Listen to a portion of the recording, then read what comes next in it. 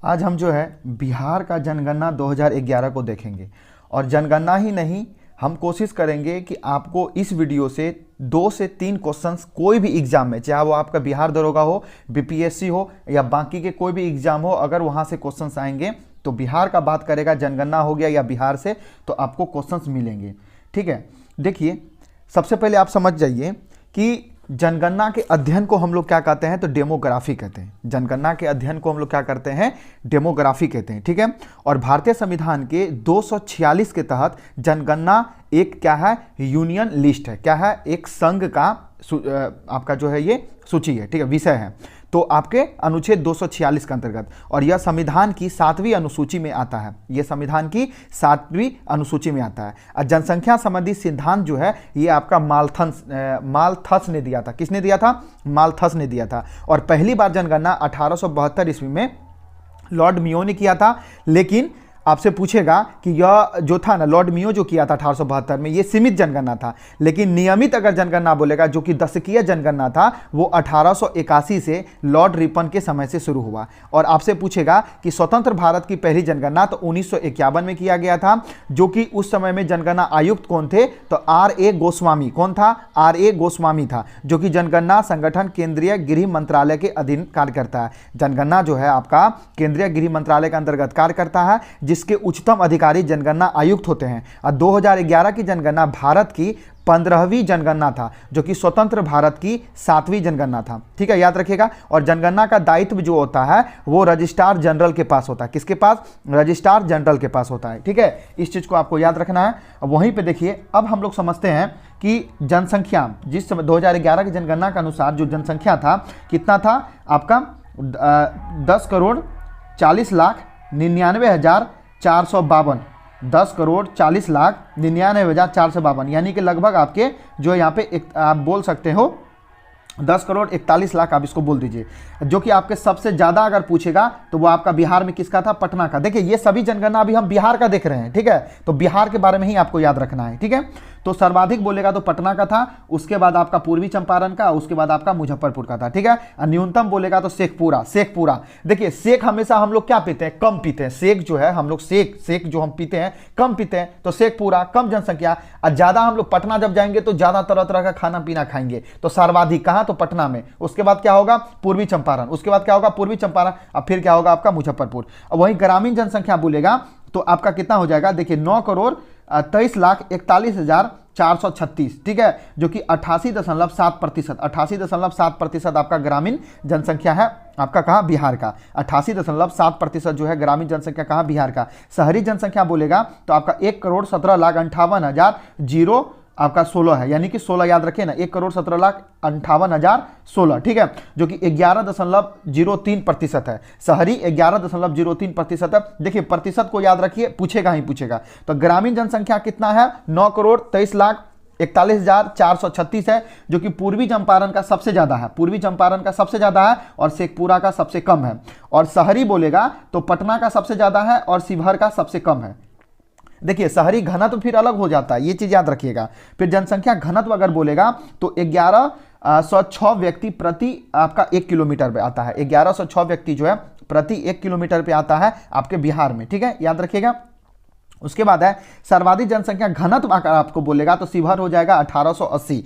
सर्वाधिक घनत्व अगर बोल देगा, सर्वाधिक घनत्व बोल देगा तो 1880 हो जाएगा। और न्यूनतम जनसंख्या घनत्व बोल देगा तो कैमूर का 488 हो जाएगा। न्यूनतम जनसंख्या घनत्व बोल देगा तो कैमूर का 488 हो जाएगा। उसके बाद दशकीय जनसंख्या वृद्धि बोलेगा तो 25.42 हो जाएगा, जो कि आपका दशकीय वृद्धि हो जाएगा। जिसमें सबसे ज्यादा मैक्सिमम बोलेगा तो मधेपुरा हो जाएगा, जो कि 31.12% याद रखिएगा। न्यूनतम बोलेगा तो गोपालगंज हो जाएगा, जो कि आपका 19 आपका आता है 19.02% हो जाएगा।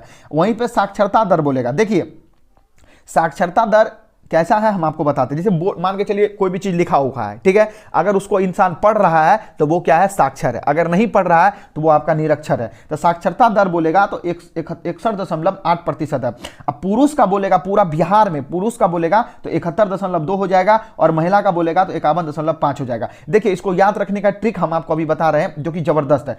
पुरुष को आप लीजिए, पुरुष बोलेगा तो उससे 1 घटा दीजिए तो 61 हो जाएगा, और फिर आप 61 से 1 घटा दीजिए तो 51 हो जाएगा, ठीक है, याद रखिए। यानी महिला सबसे नीचे 51.5, उसके बाद महिला के बाद क्या हो जाएगा, आपका पुरुष हो जाएगा जो 71.2 हो जाएगा, और साक्षर अगर बोलेगा पूरा बिहार का तो वो 61.8 हो जाएगा, ठीक है, एकदम याद रखने का तरीका। चलिए अभी वहीं साक्षर में अगर बोलेगा सबसे ज्यादा कौन है तो रोहतास है। रोहतास है साक्षर में सबसे ज्यादा है जो कि 73.37 है, 73.37 है। और न्यूनतम बोलेगा तो पूर्णिया है जो कि 51.08 है, 51.08 है, याद रखिएगा। अब महिला साक्षर अगर बोलेगा तो पूर्णिया है, महिला साक्षर बोलेगा तो पूर्णिया है। अब वहीं पे पुरुष साक्षर सबसे ज्यादा बोलेगा तो वो रोहतास होगा, ये भी याद रखना।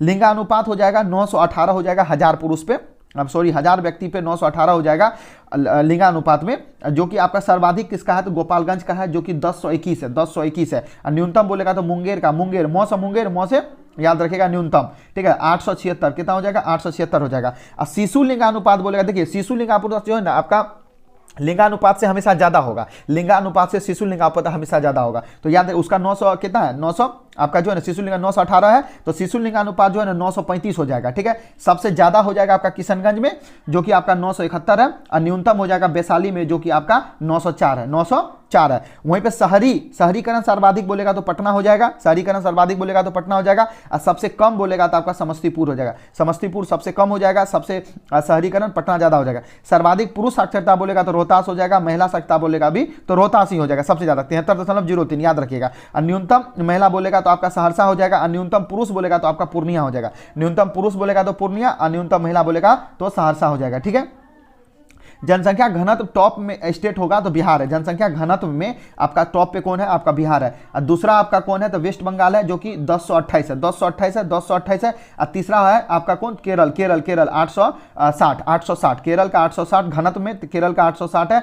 और उसके बाद क्या तीसरा स्थान पे, और दूसरा पे आपका कौन है वेस्ट बंगाल जो कि 1028 पे। अब बिहार आपका क्या है, टॉप पे है, बिहार आपका क्या है, टॉप पे, बिहार आपका क्या है, टॉप पे है, ठीक है। आपको एससी के बारे में समझिए, देखिए एससी बिहार में कितना है 15.9% है, एससी बिहार में 15.9% है। सबसे ज्यादा अगर जनसंख्या बोलेगा तो आपका गया में, एससी का जनसंख्या सबसे ज्यादा गया में है, और सबसे कम कहाँ है तो शिवहर में है। अब प्रतिशत में बोलेगा सबसे ज्यादा कहाँ है तो वो आपका गया में है, अब प्रतिशत में सबसे कम कहाँ है तो किशनगंज में, याद रखिएगा एक चीज। एसटी बोलेगा तो बिहार में 13% है। अगर सबसे ज्यादा बोलेगा संख्या में सबसे ज्यादा बोलेगा तो वेस्ट चंपारण हो जाएगा, और कम बोलेगा तो आपका शिवहर हो जाएगा, कम बोलेगा तो शिवहर हो जाएगा। अब प्रतिशत में बोलेगा तब पर भी आपका वेस्ट चंपारण होगा, अब प्रतिशत में अगर बोलेगा तो आपका औरंगाबाद हो जाएगा, ठीक है, जो कि आपका खगड़िया क्या है, खगड़िया, औरंगाबाद हो जाएगा प्रतिशत में, खगड़िया, औरंगाबाद खगड़िया हो जाएगा, याद रखिएगा। वहीं पे देखिए अगर हिंदू बोलेगा, हिंदू कितना है बिहार में तो आपका 82.69% है, हिंदू 82.69% है। मुस्लिम आपका 16.87%, 16.87, देखिए ना 16, याद रखिएगा 16 आपका 87%। ईसाई बोलेगा तो 0.12% है, और बौद्ध सिख जैन बोलेगा तो 0.2% है। और जीवन प्रत्यास्था जो कि आपका है कितना है तो 68.9 है, 68.9 वर्ष है। जीवन प्रत्यास्था जो है 68.9 वर्ष है जो कि औसतन आयु है, क्या है इसका औसतन आयु है। तो ये तो बिहार का जनसंख्या। अब इसमें इंपॉर्टेंट क्या समझने वाला है वो समझिए। देखिए बिहार के बारे में आपको पता होगा जो कि 22 मार्च 1912 को बिहार क्या हुआ था, बंगाल से अलग हुआ था, और इसी समय उड़ीसा इसके साथ भी था। लेकिन 22 मार्च को जो है ना हम लोग अंतर्राष्ट्रीय जल दिवस भी मनाते हैं, और 1 अप्रैल 1936 को बिहार से उड़ीसा अलग हो जाता है, और 15 नवंबर 2000 को आपको बिहार से आपका जो है झारखंड अलग हो जाता है। 1 अप्रैल को हम लोग उत्कल दिवस मनाते हैं, यानी उड़ीसा का जो है आपका जन्म दिवस हुआ, यानी उत्कल दिवस हम लोग मनाते हैं। गवर्नमेंट ऑफ इंडिया एक्ट 1935 के तहत बिहार राज्य बनता है, ठीक है। बिहार का क्षेत्रफल कितना हो जाएगा, याद रखिएगा बिहार का क्षेत्रफल कितना हो जाएगा तो आपका जो क्षेत्रफल जो है वो आ जाएगा आपका 94,163 किलोमीटर स्क्वायर, वर्ग स्क्वायर है, 94,163 किलोमीटर स्क्वायर हो जाएगा, जो कि यह पूरे भारत का 2.86% है। ये पूरे भारत का क्या है 2.86% है। इस चीज को आपको दिमाग में रखना है, ठीक है। वहीं पे अगर आपको बिहार के बारे में बोलेगा कि जैसे कि आप देखिए उत्तर हो गया, तो उत्तर में आपका वेस्ट चंपारण पड़ता है, उत्तर में क्या पड़ता है वेस्ट चंपारण पड़ता है, जो कि कितना है, उत्तर में वेस्ट चंपारण पड़ता है, जिसकी लंबाई कितना है 345 किलोमीटर है, 345 किलोमीटर है, जो कि साउथ नॉर्थ। उसके बाद आपका आप दक्षिण चले जाइए तो दक्षिण में आपको कौन पड़ जाएगा, गया पड़ जाएगा। कौन पड़ जाएगा, गया पड़ जाएगा। कौन पड़ जाएगा, गया पड़ जाएगा। अब वहीं पे अगर आप वेस्ट में चल जाइए तो कैमूर हो जाएगा। वेस्ट में क्या हो जाएगा, कैमूर हो जाएगा। और ईस्ट में अगर आप चल जाइएगा तो क्या होगा, ईस्ट में आपका किशनगंज हो जाएगा। ईस्ट में क्या हो जाएगा, किशनगंज हो जाएगा, जिसका चौड़ाई कितना है 483 किलोमीटर। 84 क्या है आपका 483 किलोमीटर इसका चौड़ाई है, लंबाई 345 किलोमीटर, 345 किलोमीटर है। इस चीज को आपको याद रखना है, ठीक है, इसको आपको याद रखना है।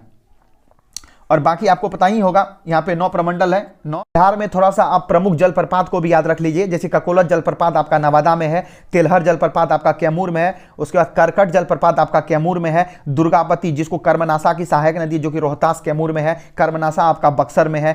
उसके बाद आपका धुआं कुंड कहाँ है, सासाराम रोहतास में है। उसके बाद मज्झर कुंड कहाँ है, सासाराम रोहतास में है। उसके बाद तुतला भवानी जो झरना कहाँ है, रोहतास में है। और टोंस झरना कहाँ है, पश्चिम चंपारण में है। और बिहार में कुल कितने रामसर स्थल है, 6 रामसर स्थल है। 94वां कौन बना है, तो गोगाबिल कटिहार का बना है, ठीक है, याद रखिएगा। और उसके बाद बाकी आपको 6 रामसर स्थल के बारे में आपको पता होगा, तो कौन कौन सब है, आपका कांवर झील हो जाएगा, उसके बाद नागी हो जाएगा, नकटी हो जाएगा, उदयपुर हो जाएगा, गोगापिल हो जाएगा, ठीक है, गोगाबिल हो जाएगा, जो आपका कटिहार का है, 94वां बना है। उसके बाद क्या कहते हैं, छठा आप मुझे कमेंट बॉक्स में बताइएगा कौन है। वहीं पर अगर आपसे बोलेगा कि देखिए बिहार में अगर और झील के बारे में अगर बात कीजिएगा, वो सभी तो जलप्रपात हो गया। झील के बारे में बात करें, जैसे देखिए कुशेश्वर झील आपका दरभंगा में है, सिमरी झील आपका सहरसा में है, जगतपुर झील आपका भागलपुर में है, घोड़ा कटोरा झील आपका राजगीर नालंदा में है, अनुपम झील आपका कैमूर में है। उसके बाद घोड़ा कटोरा झील आपका राजगीर नालंदा बता ही दिए।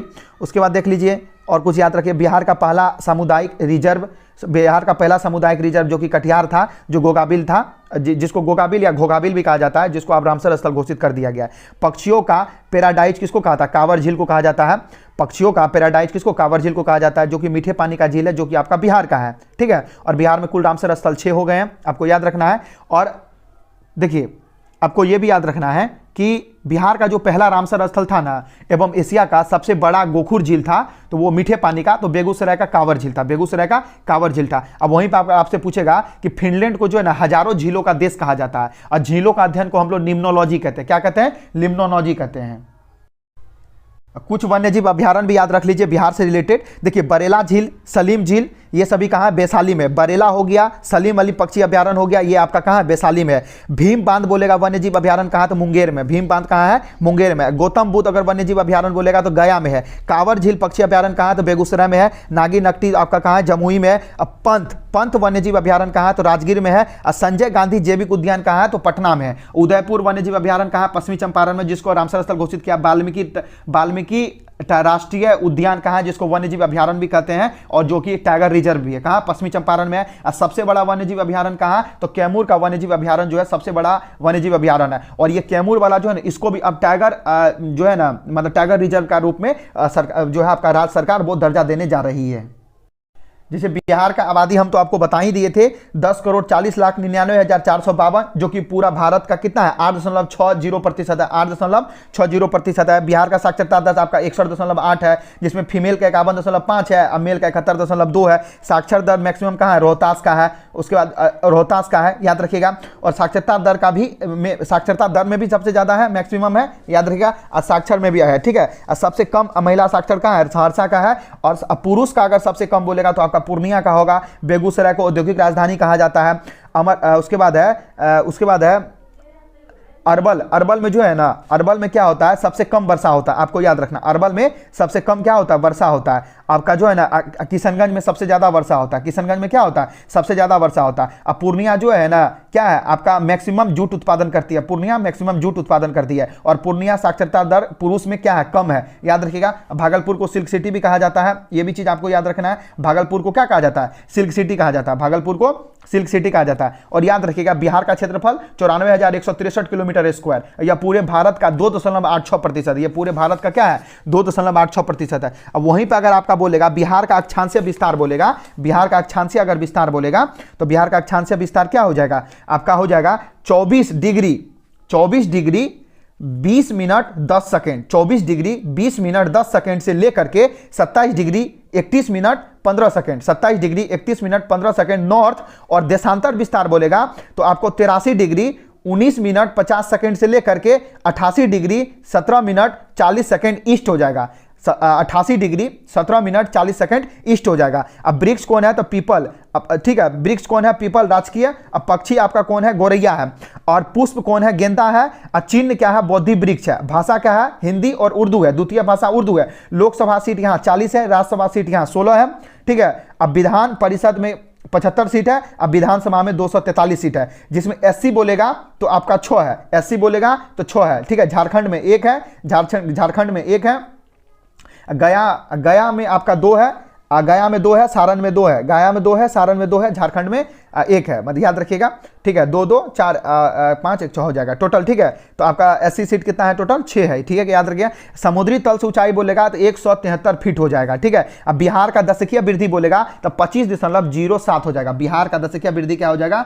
25.07 हो जाएगा। ठीक है, और मैक्सिमम किसका है? मधेपुरा का। मैक्सिमम किसका है? मधेपुरा का। अब भारत में सबसे जनसंख्या घनत्व बोलेगा तो बिहार का ही है, जो कि 1106 किलोमीटर प्रति किलोमीटर स्क्वायर, 1106 प्रति स्क्वायर किलोमीटर है, याद रखिएगा। और सबसे कम जनसंख्या घनत्व बोलेगा तो कैमूर का हो जाएगा। सबसे कम जनसंख्या घनत्व कैमूर का हो जाएगा। और जनसंख्या दृष्टि से अगर मैक्सिमम आपका जो है जनसंख्या घनत्व बोलेगा तो पटना का हो जाएगा, और कम आपका शेखपुरा का हो जाएगा। और सबसे छोटा जिला आपका शिवहर हो जाएगा, और मैक्सिमम जनसंख्या घनत्व यहीं पे है। शिवहर में मैक्सिमम जनसंख्या घनत्व, याद रखिएगा। ठीक है, और वहां पे लोग शिवहर के रहता है, शिवहर में शिवहर के रहता है, याद रखिएगा। सबसे बड़ा जिला बोलेगा तो वेस्ट चंपारण हो जाएगा, और वाल्मीकि टाइगर रिजर्व आपका यहीं पे है। ठीक है, याद रखिएगा। उसके बाद सेक्स रेशियो बोलेगा तो गोपालगंज में हो जाएगा, जो कि सारण डिवीजन में आता है। गोपालगंज हो जाएगा, सारण डिवीजन में आता है, सबसे ज्यादा सेक्स रेशियो है। उसके बाद सेक्स रेशियो सबसे कम बोलेगा तो मुंगेर हो जाएगा, जो कि ये मुंगेर डिवीजन में ही आपका आता है। और सेक्स रेशियो कितना है? 918/1000 है, 918/1000 है। और शिशु लिंगानुपात 935/1000 है, 935/1000 है।